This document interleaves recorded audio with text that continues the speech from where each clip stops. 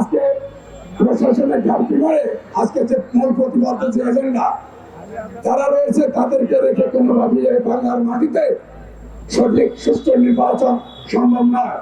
আজকে ইসরাককে নিয়ে পায়চারা যেটা দেখেছি সেটা থেকে প্রতিবাদ হচ্ছে যে কোনোভাবেই এখানে নির্বাচন কতটুকু হবে সেটা প্রস্তাবিত।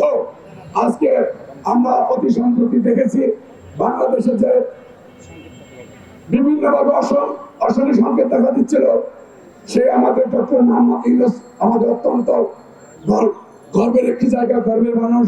তিনি আমাদের তারুণ্যের অহংকার তারেক রহমানের সাথে একটি সাক্ষাৎ এবং মিটিং এর মধ্যে দিয়ে সেটা কিছুটা বন্ধ করতে পেরেছেন। আমরা আশা করব আর কালে বিলম্ব না করে, অলরেডি 10 মাস অতিবাহিত হয়ে গেছে।